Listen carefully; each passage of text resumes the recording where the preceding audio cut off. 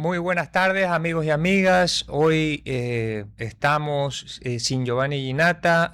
Nos acompañará el director seguramente a lo largo de lo que queda de esta semana, pero sin embargo les damos un saludo cordial a todos los que nos acompañan y también mencionarles que hoy vamos a conversar con Daniel Legarda. Daniel es un economista ecuatoriano especializado en comercio exterior, competitividad e inversiones.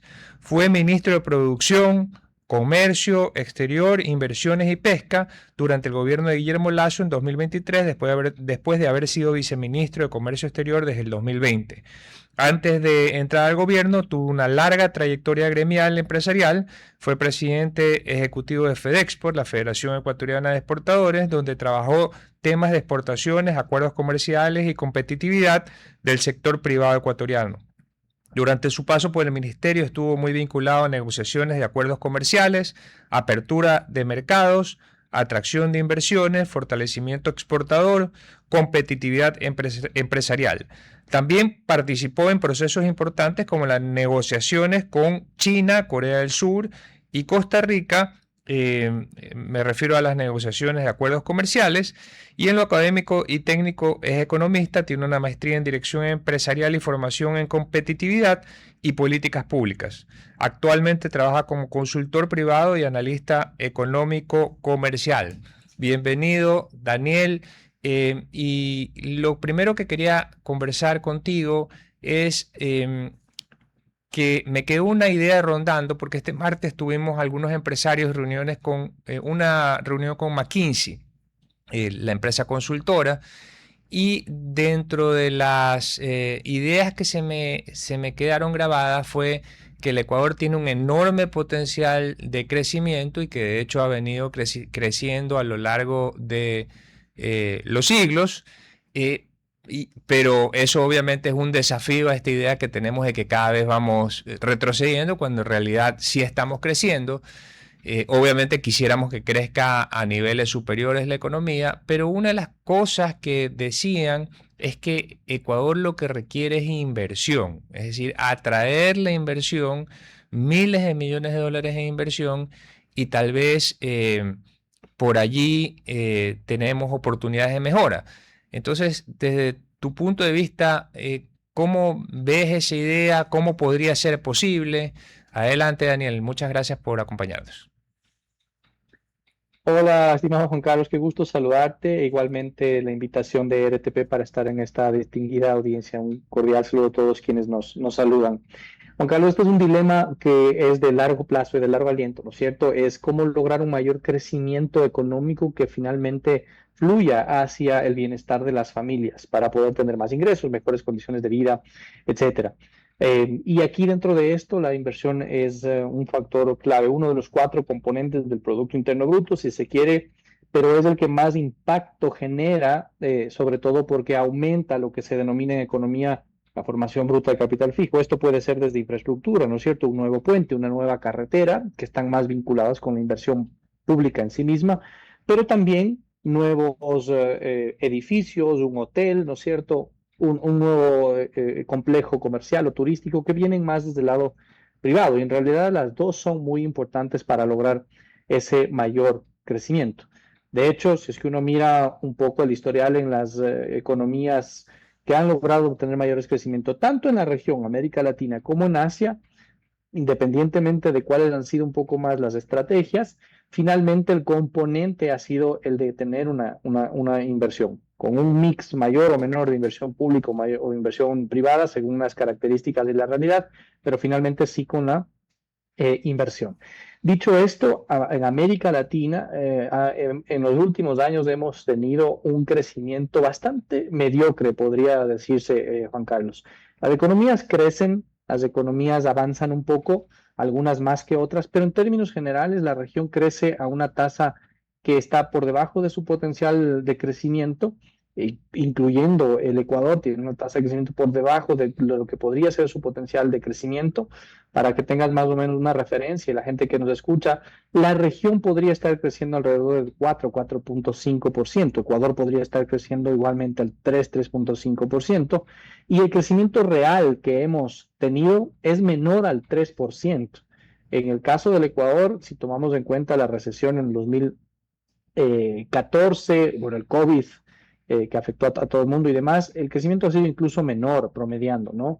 Entonces, claro, si tú ves esto en el largo plazo, tú dices, estamos con un crecimiento muy mago, muy poco, y peor aún si lo vemos desde el crecimiento per cápita, es decir, dividiendo, ¿no es cierto?, lo que crecemos para la población o para lo que crece la misma población, apenas ya hay un crecimiento. Estamos casi que estancados ya por algunos años. Y sin duda alguna esto es un problema económico, parte un poco de las reflexiones y debate que se lleva adelante.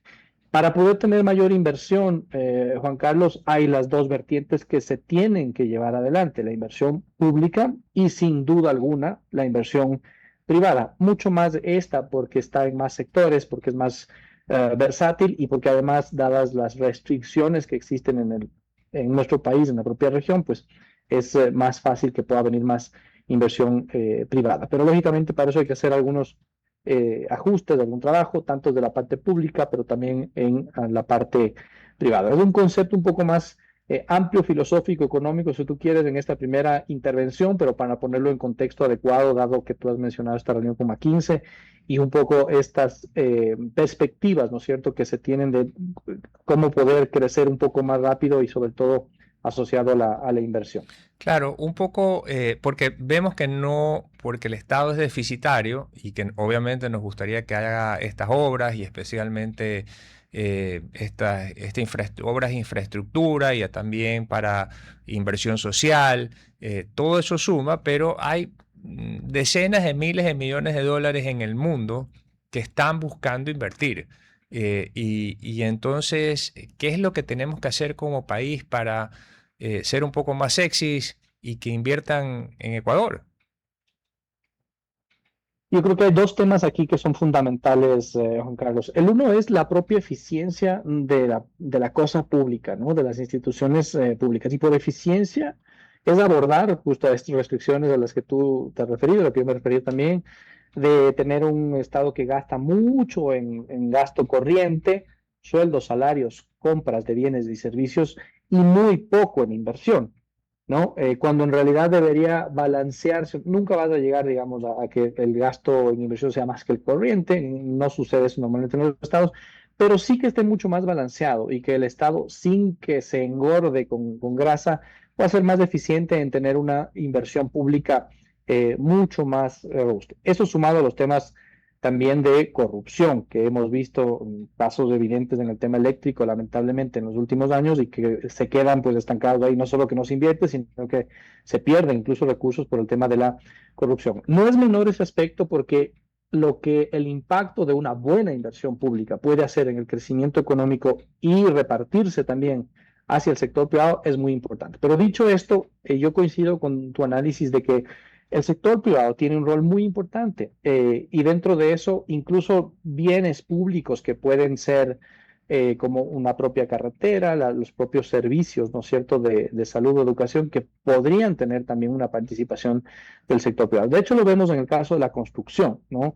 El gobierno facilita ciertas políticas, pone también algunos recursos para subsidiar una tasa, pero el sector privado también invierte para poder tener un crecimiento en el sector de la construcción, como en este año, por ejemplo, se está dando, ¿no? Ese es el segundo gran tema, es cómo la inversión privada puede potencializarse mucho más de lo que ya tenemos en el país. Y bueno, este es un tema gigantesco de análisis, pero creo que ahí pasamos por analizar primero cómo está el entorno para invertir en el país, qué tanto estamos avanzando en varios frentes, ¿no es cierto? Estabilidad económica, estabilidad política, costos de invertir en el país, cuánto es el retorno que se genera por una inversión estándar en el Ecuador frente a la competencia también, y sobre todo un poco cuáles son las capacidades que tiene el país, dónde están los sectores en los cuales puede haber esa ganancia para la inversión tanto nacional como extranjera, ¿no? Eh, es en esos dos análisis, sobre todo el segundo, en la inversión privada, yo creo que sobre todo la inversión privada tiene un gran potencial de mover la aguja de crecimiento del país en tres sectores particularmente, que son el sector de la agroindustria, que ha demostrado, digamos, cierta resiliencia y que ha logrado tener también cierto crecimiento interesante desde el punto de vista de exportaciones, esto debido a la integración, los acuerdos comerciales, los propios sectores, la inversión de los propios sectores, ha tenido este efecto y se está viendo que eso es finalmente un aporte importante, pero puede ser mayor. El segundo aporte puntualmente tiene que ver con minería. Y aquí lamentablemente creo yo que se han tomado malas decisiones que al menos han retrasado, si es que no han desistido de las decisiones de inversión privada para desarrollar nuevos campos de minería a gran escala con todos los estándares ambientales y demás, pero que puedan también mover la aguja de ese crecimiento.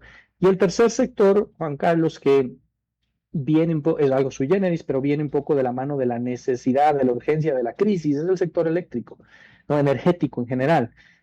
Dado que hemos tenido una condiciones, seguimos teniendo, digamos, condiciones hiperestatizantes tanto la regulación como la operación del sector energético, ha estado, la inversión privada ha estado única y exclusivamente vinculada a las compras públicas.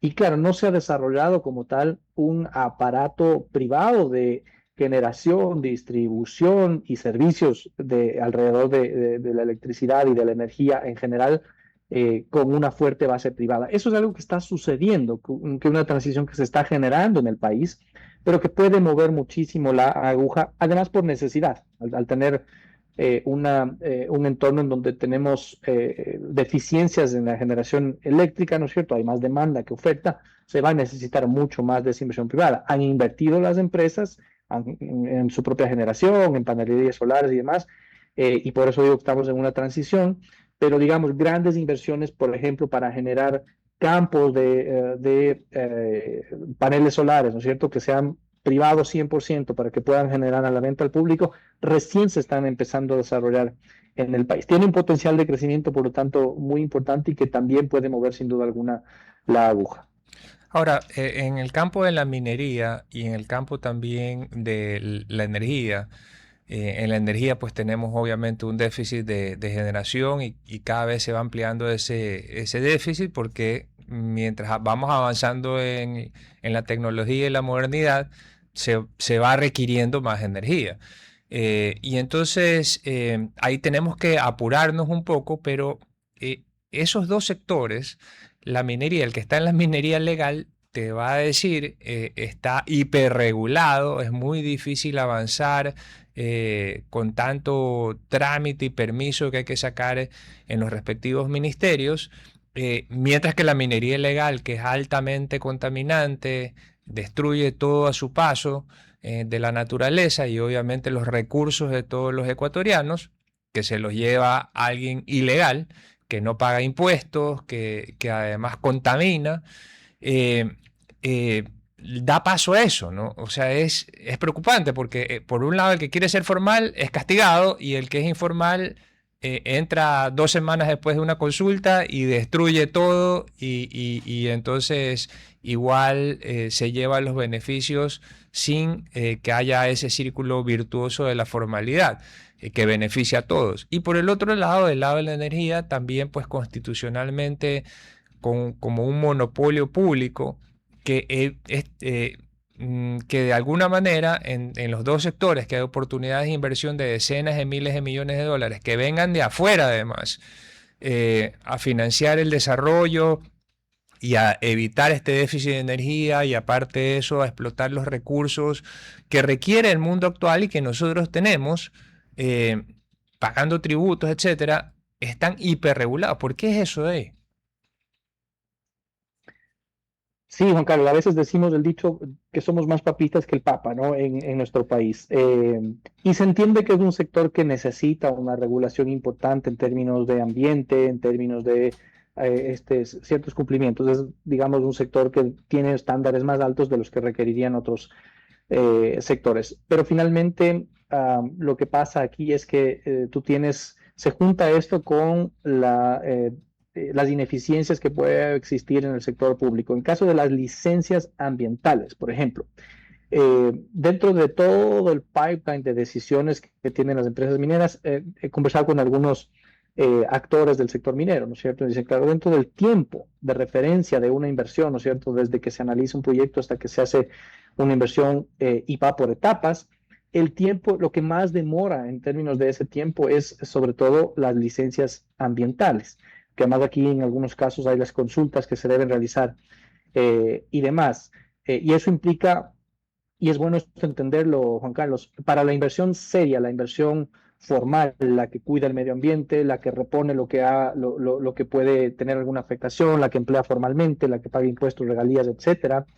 Es evidente que le toma más tiempo esta decisión, pero además son inversiones fuertes que no van a recuperar esa inversión sino hasta 15 años después de haber puesto el primer dólar. Requiere de un músculo financiero importante para poder sostener toda una operación que todavía no está produciendo minerales antes de empezar a ganar el primer dólar como tal. Entonces, es bueno que quienes lo escuchan tengan esa referencia, ¿no? Todas estas demoras lo que generan es finalmente que ese potencial de inversión que estamos conversando se retrase o no se realice, y ahora voy con el caso de que por qué no se ha realizado, un caso en particular, y finalmente tú tienes todo el esquema informal, que es un problema no solo para Ecuador, es un problema en la región, la minería informal, porque además está asociado con los flujos ilegales, ¿no? De economías irregulares.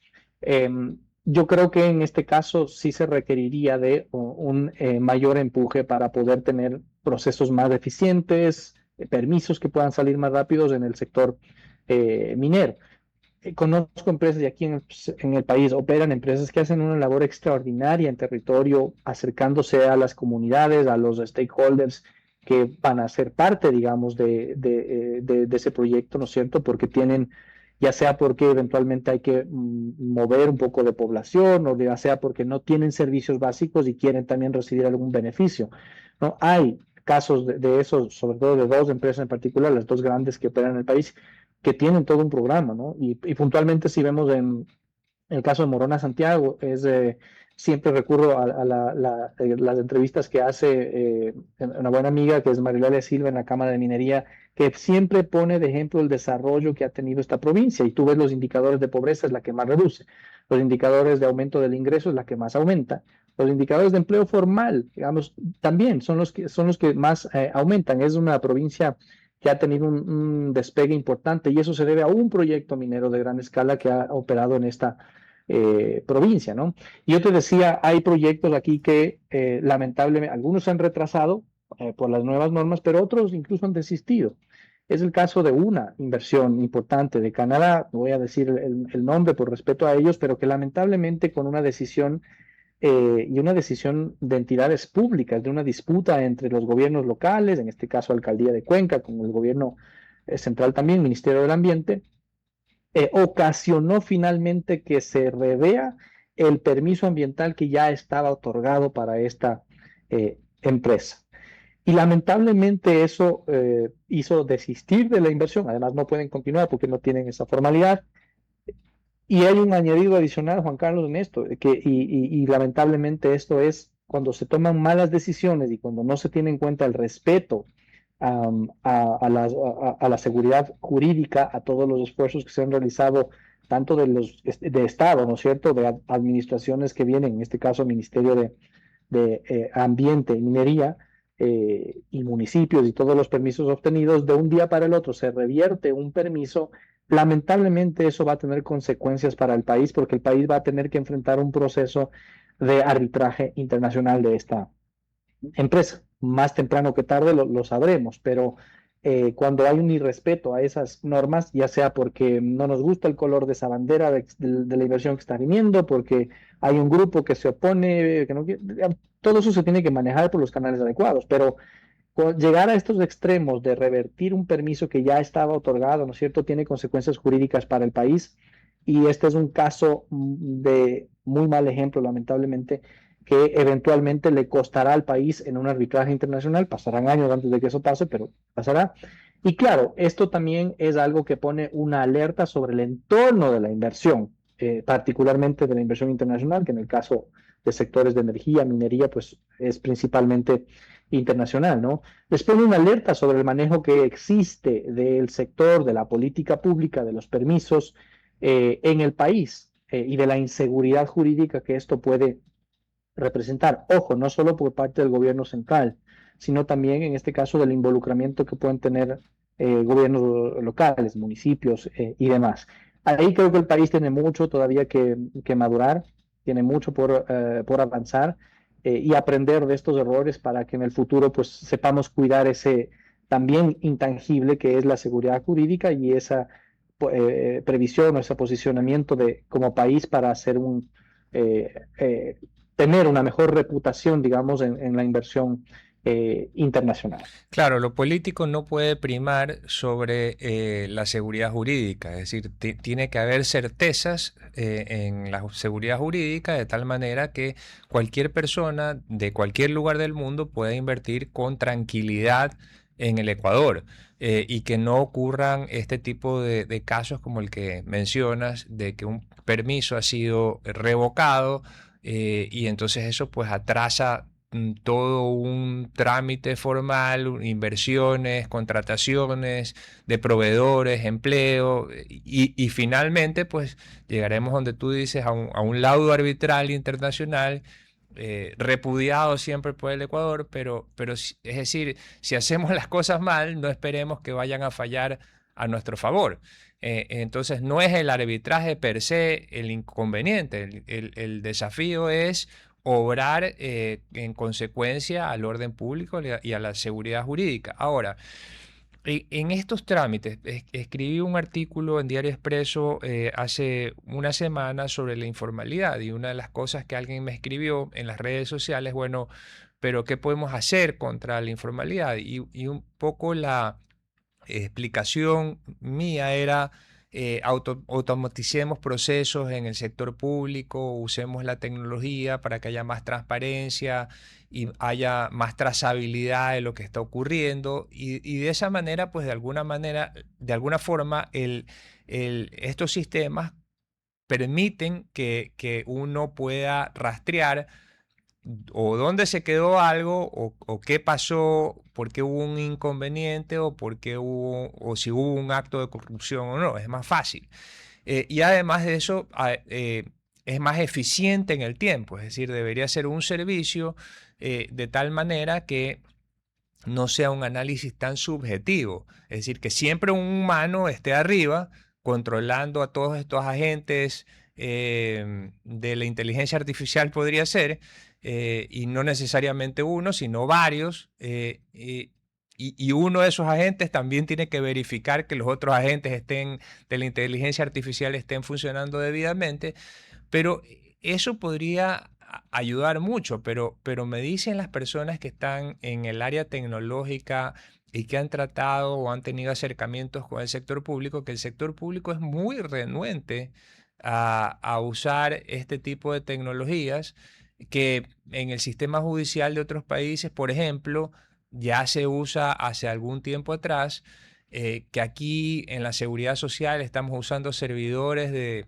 hace algunas décadas atrás, por ejemplo, y no se los cambian, y hay obviamente un proveedor que presta servicios para poder solucionar cualquier problema tecnológico de un servidor que es de décadas atrás. Entonces, ya no, obviamente no quedan muchos en el mundo, y peor en Ecuador. Entonces, ojalá que no se muera esa persona.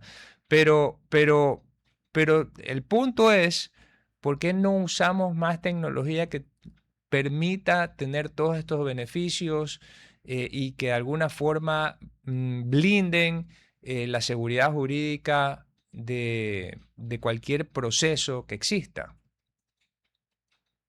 Así es, Juan Carlos. Estamos hablando de la eficiencia del Estado finalmente, de la eficiencia de las instituciones públicas para el control, la gestión y todos los procesos que se tienen que llevar adelante, ¿no?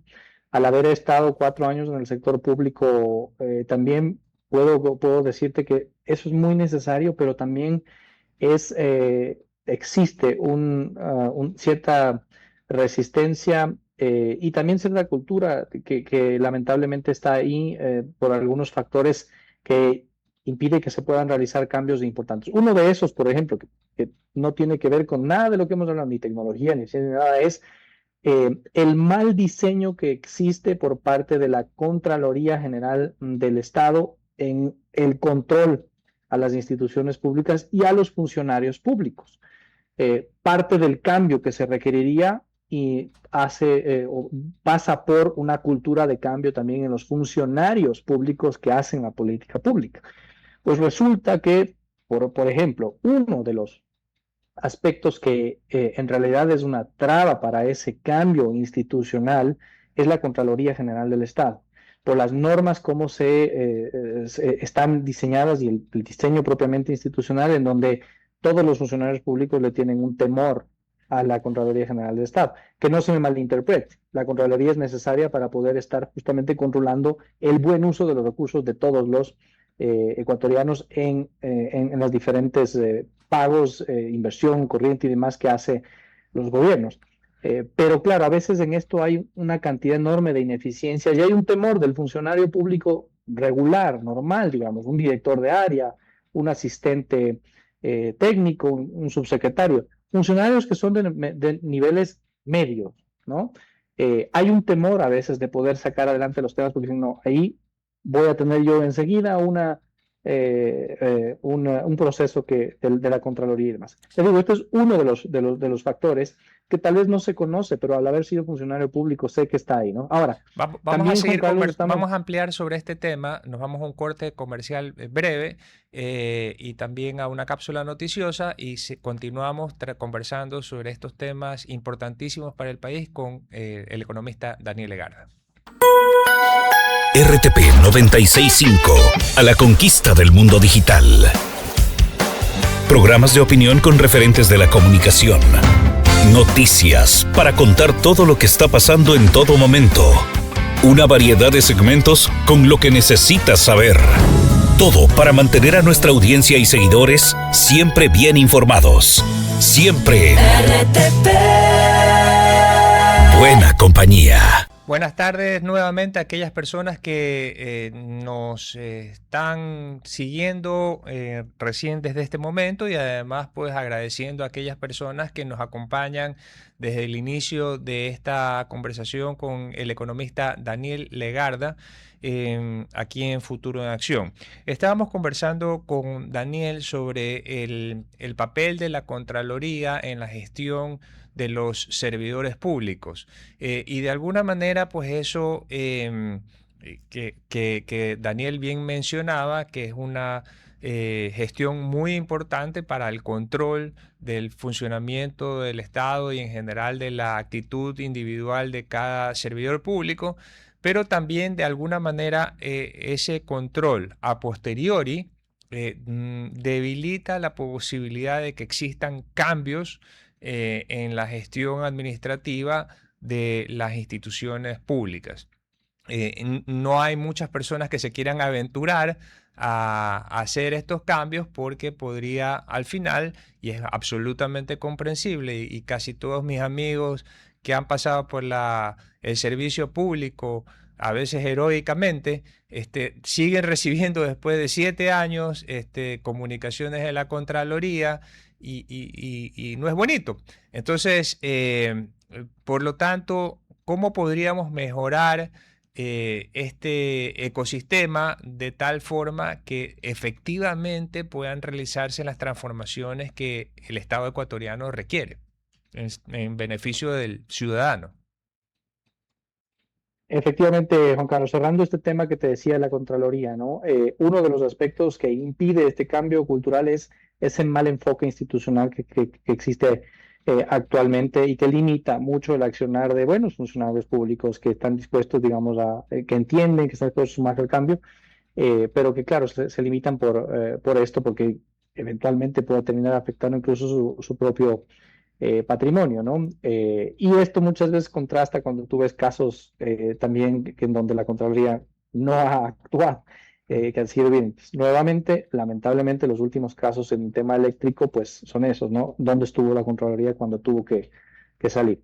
Pero bueno, este es uno de los aspectos. Para no perder el foco, te decía, otro tiene que ver también con la inversión. Se requiere inversión en tecnología, lo que tú hablas, por ejemplo, de tener controles más eficientes, que podría reemplazar muchas veces lo que hacen funcionarios, y más que reemplazar lo que hacen funcionarios públicos, es disminuir el tiempo de un proceso para un determinado control, para una determinada licencia, para cualquiera de los habilitantes que el Estado tiene la obligación de entregar a la contraparte privada. Si hoy se demoran, por poner un ejemplo, ¿no es cierto?, el caso extremo de que hablábamos de las licencias ambientales, hasta 2 años puede demorar una licencia ambiental o más.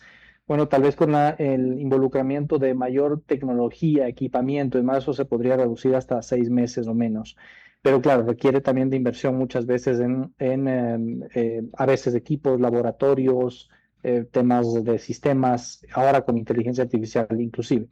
Ahí nuevamente entramos a este dilema de que no existe plata, pero no existe plata de la institución pública para invertir. Todo tiene gasto corriente, no está destinado nada a inversión. Es muy poco lo que a veces se invierte en un upgrade, un mantenimiento, una sofisticación de algún tema.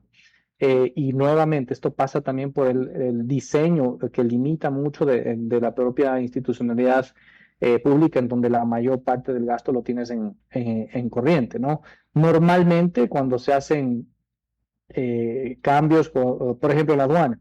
Hace poco se necesitó, cuando estábamos de hecho en gobierno, se necesitó muchísimo y con urgencia de la actualización del sistema de Cuapaz, del sistema de ventanilla única.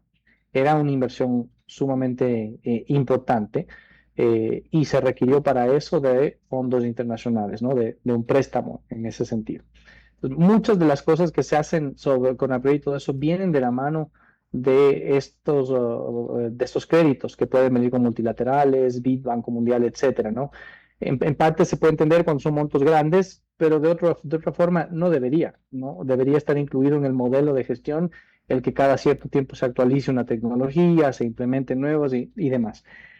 Creo que es una transición que se tiene que seguir generando nuevamente para poder mejorar la eficiencia del sector público. Va a ser difícil que lleguemos a ser Suiza en términos de eficiencia, ¿no es cierto?, del sector público, Singapur, que tiene un sector público súper eficiente como tal, pero sin duda alguna hay muchos espacios de mejora que todavía se tienen que dar.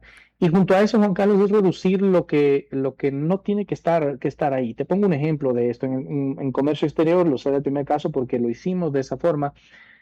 Tú tenías un montón de requisitos para productos que ya no necesitaban tener un requisito tanto para la exportación como para la importación, ya sea porque duplicaba un determinado control, porque ya no era necesario, lo fue en algún momento, la tecnología avanzó, hoy día ya no era un riesgo, por ejemplo, para la salud humana de algunos productos, y otros porque finalmente no hacía sentido que estén allí, ¿no? Producto de eso se bajaron alrededor de 3.000 requisitos previos de importación y exportación, la mayoría para importación, en productos que antes lo requerían, ¿no? Y en la contabilización de eso, en cuánto ahorraba en costos, cuánto ahorraba en tiempo a los actores privados, pues era significativo. No te estoy hablando de miles de millones de dólares, pero sí se contabilizaba que eso reduciría alrededor de, me parece que eran 7 millones de dólares en costos para el sector productivo, que no se revertían al sector privado, no eran ni siquiera tasas que cobraba el sector privado, sino en términos de tiempos que sobre todo gastaban ellos en dedicarle a estos trámites innecesarios como tal, ¿no? Evidentemente reducción del tiempo, eso mejoraba un poco la facilitación del comercio, el tiempo de despachos de mercancías y demás, y aportaba un granito de arena en esta eficiencia finalmente del sector, ¿no? En este atractivo que debe tener el sector y en el que se debe seguir trabajando. Así como este, puede haber una cantidad enorme de ejemplos que pasan por entender la operación de los trámites, la operación de los diferentes temas en el sector público y que tienen una incidencia importante en relación al tiempo. Otro tema importante que se desarrolló, Juan Carlos, y que no sé hasta qué punto habrá seguido avanzando, pero con apoyo del BID seguimos un proceso de construcción de la ventanilla única de inversiones. Entiendo yo que esto no se ha continuado lamentablemente porque al menos no lo he visto públicamente. ¿Qué es lo que pretendía esta ventanilla única de inversiones? Siguiendo un ejemplo más cercano, no de Singapur, sino de Costa Rica, era poder tener una sola ventanilla en donde, virtual, ¿no es cierto?, en donde se puedan realizar todos o la gran mayoría de trámites requeridos para una nueva inversión, tanto nacional como extranjera. Entonces, el registro sanitario para temas de alimenticios o farmacéuticos, por ejemplo, el permiso ambiental para el caso de los proyectos que requieren de este tema, y así con diferentes instituciones. Lo que hicimos en esta primera parte fue mapear los procesos más importantes para el sector productivo. Me parece que eran algo así como 38, 40 procesos críticos. Dentro de esos estaba el registro sanitario, que es uno de los trámites más solicitados, estaba también el permiso ambiental y muchos otros más, ¿no es cierto? Entonces se mapeó todos esos prioritarios, no eran los únicos, hay más de 40 trámites en el sector público que se requieren, pero estos eran los críticos, era el Pareto, digamos, era el 20 que hacía el 80. Y con esto se tenía mapeado entonces cada uno de los procesos, qué se requiere, ¿no es cierto? Cuánto tiempo, por cuántos ministerios pasa un determinado trámite, por cuántas direcciones, qué inputs requiere de esas diferentes direcciones. Y con eso poder tener la mejor en eficiencia. ¿Cuáles se puede reducir? ¿Cuáles no son necesarios? ¿Cuáles se puede unificar? Y luego de eso, el siguiente paso que era automatizarlos en la medida de lo posible para todos para ser más eficiente.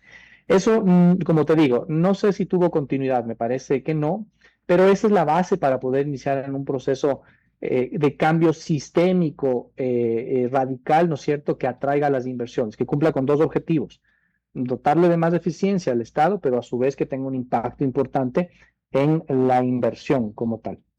Claro, yo me iría directo a la automatización, es decir, dejaría incluso todos los 40 trámites, que me parece que alguien es súper inteligente poderlos comprender, y poder hacerle seguimiento a ese proceso, pero que se resuelva, se automatice y que empecemos a usar la inteligencia artificial en esto porque va a reducir los tiempos. Es decir, el servicio público o de cualquier institución del Estado no es un lugar, es un servicio a la ciudadanía. Entonces, esto podríamos procesarlo mucho más rápido, automatizándolo, cumpliendo todos los requisitos establecidos en este momento, suponiendo que no queremos ni agrandar la lista de requisitos ni reducirla.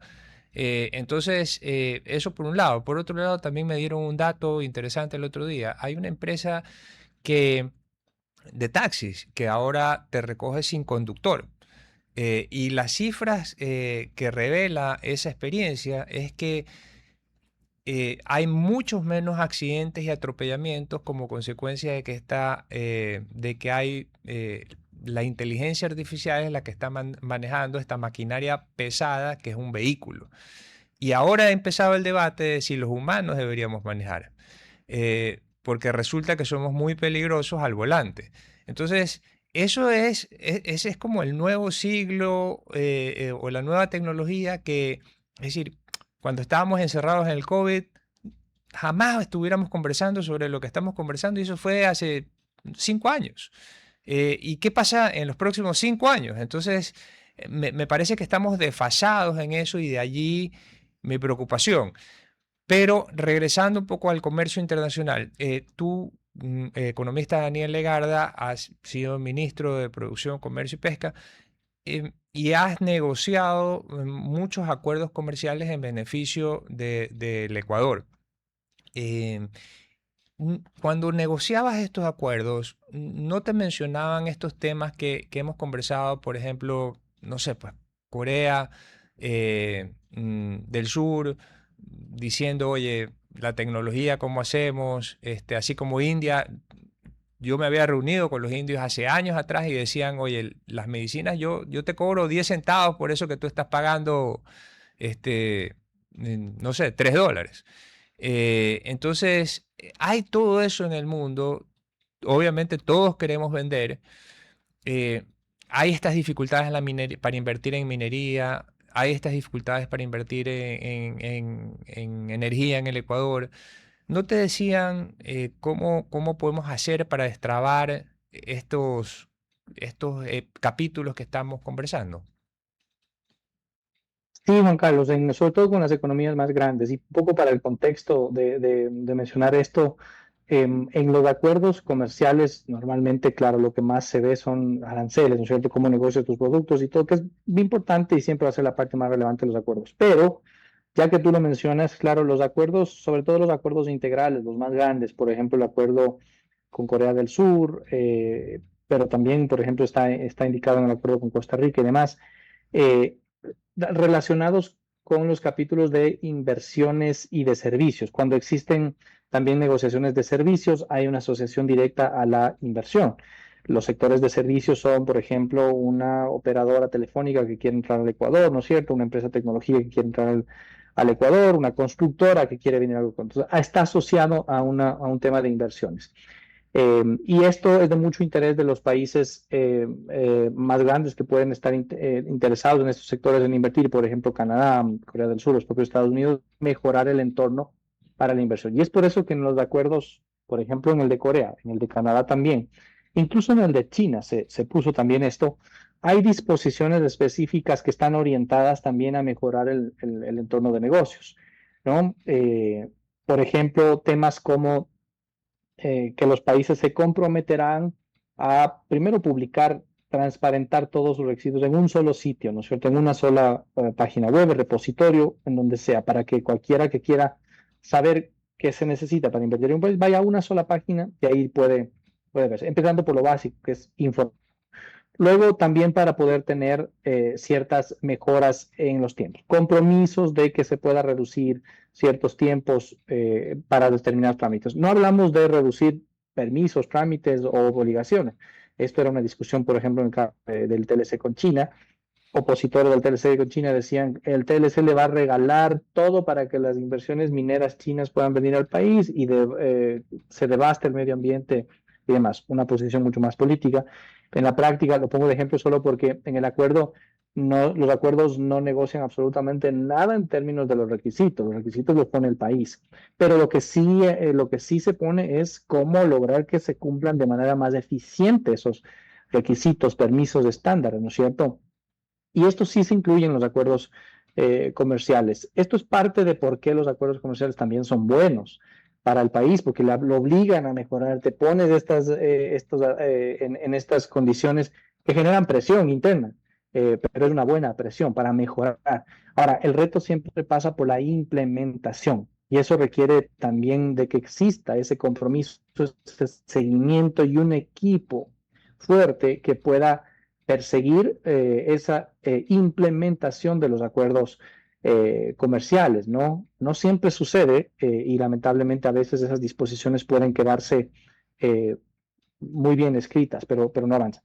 Otro tema de esto, de la mejora y de los intereses que pueden generar de otros países. Hace poco se firmó, la Unión Europea firmó con Ecuador un acuerdo sobre facilitación de inversiones, ¿no? El acuerdo está orientado justo a eso, a mejorar la eficiencia en los trámites, permisos, habilitaciones y demás, y transparencia, que el sector público, en este caso de todo de Ecuador, es bilateral, pero particularmente orientado a Ecuador, pueda mejorar. Entonces, claro, se pone tiempos en donde debe haber una optimización de determinados procesos, tiempos máximos para respuesta en algunos trámites. Es un buen tema porque mete presión, esto sin duda alguna le pone presión a las instituciones públicas, van a tener que cumplir con esos compromisos, pero va a ser para un buen fin al final del día, ¿no? Para mejorar ese entorno. Por eso se llama de facilitación de inversiones, orientado hacia ese esquema. Pero como todo en esto es un tema de no perder esa viada de seguir institucionalizando estos temas, los funcionarios que están a cargo tienen una gran responsabilidad de dar continuidad a esos temas y de que no se pierdan, ¿no es cierto? Y otro ejemplo de lamentablemente cómo se pierden algunos temas. Juan Carlos, por ejemplo, no sé si la ciudadanía, tú saben, pero tenemos todo un capítulo respecto a buenas prácticas regulatorias en el Código de la Producción, que se implementó en el año 2022, ¿no? Ya se puso por ley, buenas prácticas regulatorias. Eso implica que el Estado debería seguir ciertos criterios, ciertas prácticas para la emisión cambio de regulaciones, la emisión de un nuevo reglamento, de un tema que afecte, ¿no es cierto?, la vida de los ciudadanos, la vida de las empresas de determinado sector, que no se saque de la noche a la mañana y ya salió el nuevo reglamento sobre este tema y todo. No, sino que tenga un proceso en el cual, por ejemplo, exista primero una evaluación de impacto para determinados reglamentos que son de mayor magnitud o actos jurídicos que son de mayor magnitud. La otra, un periodo de comentarios, que puede existir un periodo de comentarios previamente a la toma de la decisión, ¿cierto? Y finalmente, si es que es posible, un periodo incluso de adaptación como tal. Eso no existe en nuestro país, es decir, existe en la ley, pero no está institucionalizado e implementado. Eso es parte del trabajo que se tiene que realizar en el día a día para poder cumplirlo. Y voy al ejemplo más sencillo de la vida práctica para todos los ciudadanos, que lamentablemente sigue pasando en algunas instituciones. Cuando todavía requieres de hacer algún trámite, muchos trámites son digitales, por suerte, pero algunos requieren todavía de poder ir, ¿no es cierto? Y todo estoy seguro que quien nos escucha no me deja mentir, pero te siguen pidiendo una copia de la cédula y de la papeleta de votación, ¿no es cierto? Eso no solamente que es... podría alguien catalogar, es una discusión entre abogados, pero en mi criterio es ilegal, ya no te deben pedir porque es un documento público que tiene acceso a la propia institución pública que quiera revisarlo ahí, pero te vuelven a pedir y la papeleta de votación para acceder al trámite, ¿no? Solo desde ahí, desde ese simple trámite, seguimos, digamos, 50 años atrás cuando ya no deberías estar pidiendo ese trámite. Sí, bueno, ha sido realmente una conversación súper inspiradora. Muchísimas gracias al economista Daniel Legarda por habernos acompañado, mi gran amigo. Y además de eso, bueno, se nos quedan algunos temas que están pendientes para otra conversación, como el de Colombia, el TLC con China, cómo ha funcionado versus los intereses geopolíticos mundiales y los intereses también de nuestro país. Así es que te comprometo para una siguiente conversación en ese sentido. Y a nuestros amigos y audiencia, por favor, mejor dicho, les agradezco que nos hayan acompañado hoy. Espero que tengan una gran tarde y nos despedimos de ustedes. Hasta mañana. Hasta aquí, Futuro en Acción. Control Master Marisela Basantes. Transmisión digital Gerardo Díaz. Redes sociales Erika Eras. Dirección Javier Gamboa. Todos los derechos reservados. RTP 2026. Si disfrutó este programa y aportó de manera positiva en su vida, déjenos sus comentarios en Instagram